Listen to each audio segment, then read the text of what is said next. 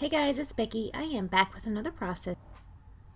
Today I am going to be using the Pink Paisley Moonstruck collection for my layout. I am also going to be using another sketch from Creative Scrappers. Right here I am just cutting out some squares. I have 4 photos and 4 squares of pattern paper. These pattern papers are from the 6x6 paper pad. I did get several papers from the Moonstruck collection and also the 6x6 paper pad. Right here I'm going to go ahead and trim off the branding strip. Actually, that's not true. I am trimming off more than the branding strip. I'm trimming off a good bit of the bottom and also probably about 1/2 inch of the side. I am going to mount this on a piece of striped paper. Right here I tentatively put it on this watercolory looking paper. It's not going to stay. I played around with that heart paper. That didn't work either. Here I'm showing you the Tim Holtz Distress ink in black and also this other pattern paper I'm going to use as the bottom. So that stripe paper that's hanging out at on the sides of the page, that is also from the Moonstruck collection, and I am going to use that as a border for the top 2/3 of my page. And then I'm going to use that black paper with the scripty font on it as the bottom third of my paper. I am inking all the edges of those little pattern paper squares and also of the pattern paper. I mean, like the big chunk of the pattern paper right here. Right here I'm going to go ahead and trim off the branding strip. Right here I'm showing you it is paper 8 of the Moonstruck collection, and I am gonna gut it. I do like this paper. I particularly like the opposite side of it, which I don't believe I have used yet, so I am just gonna use this as the border. And I do think I only got 1 piece of this paper, so yeah, I really wanted to keep the inside bit so I could use it on a layout in the future. I'm gonna go ahead and put down that pink paper right here, and then I'm going to put the black down right there. Now, I don't let that border go all the way around the paper. It just goes to the end of the pink. I'm going to put that black paper on top of it, and then I'm going to trim off the bottom. I'm being very generous with my ATG. Stick that down right there. Pull out my Fiskars trimmer and trim that off like that. So that is going to be the base of my layout. So I decided to use some ribbon. I hardly ever use any ribbon or trim, but I have got a ton of it. So right here I am using a heat tool because some of the pieces of this ribbon were kind of awkward. They're kind of sticking up. Now the ribbon's synthetic and the heat tool is hot, so it'll kind of melt it down a little bit so where it wouldn't be so crazy looking. Right here I'm using this No Sew glue by Aleene's.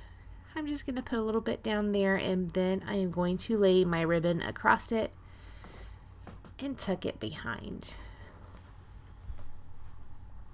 I am going to use some washi tape to secure that. Actually, I used quite a bit of washi tape to secure that in the back because I didn't want any chance of that coming off. Here I'm going to go ahead and position the photos and those pattern paper squares how I think I might like them.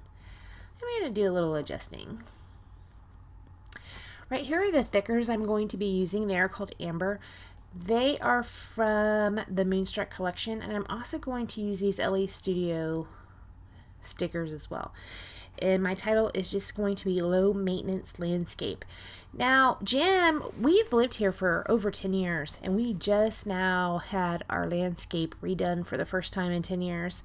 And Jim did it all. Well, he didn't physically do it. He ordered it and picked everything out. And he picked all this low maintenance stuff, and I love it because you don't have to go out and weed or anything. And it's awesome. And the blooms are super cute. So I went ahead and trimmed up or cut out 3 little squares, and I'm trimming out the centers of these squares to make them frames. Because if you remember, the sketch did have some frames, only I didn't have frames for this collection. So I go ahead and make my own-ish. I cut them out like that. I am going to ink them with the black soot distress ink, and then I am going to put some Scotch foam tape on the back to give them dimension. And I do this with all 3 of those squares.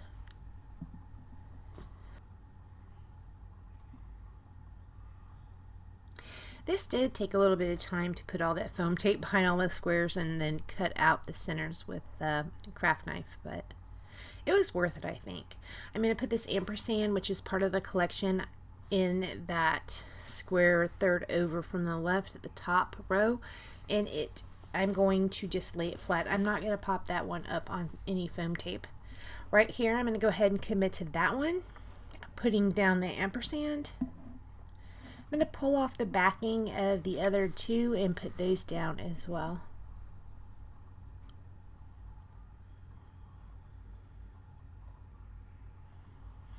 Right here is a die cut that I got out of the ephemera pack. It says beautiful. It is gold foiled, and I am going to pop it up on some foam tape. It's going to sit right there. Look at all those little bits from the foam tape adhesive I was clearing off my desk. There's so many. So I go ahead and pull out a bunch of butterflies. Some of these are from a die pack, and some of these I fussy cut out of papers. Now I do use that big gold one down at the bottom. I put 2 over, the 2 over at the bottom right, stay there. Right here you can see I'm putting all these little keys down. Those little keys I fussy cut out of a paper, and they are going to go where they are, or about where they are. Here I'm going to show you my fine liner, I think, signifying I'm going to go away and I will be right back. Nope, I didn't show you. I just started gluing down. So I went ahead and glued all those down, and right here I took out those black gems. I've been working with these gems a lot over the past couple months. You know, they're on that sheet of I don't know what it's called, but it's a Recollections brand, and it's just a sheet of black gems that are in a design. And I cut them all apart, and now I'm scattering these around the page. I am going to cut out me gluing those down. Right here I'm still placing them around. I do 2 rows of 3, and then I do a scattering of 3, and then I do just a couple here and there. Right here's my fine liner bottle, and I'm going to go away and glue down those gems. Here I'm showing you the sketch I'm using. It is from Creative Scrappers, and it is number 140. So this is what my final layout looks like. I really love that ribbon. I've had that ribbon probably for, I don't know, I think I was a teenager when I got that. So that's a long time. I'm 42. That's got to be more than 20 years old. And you can kind of tell because the edges of that ribbon, they're not as bright white as the centerpieces.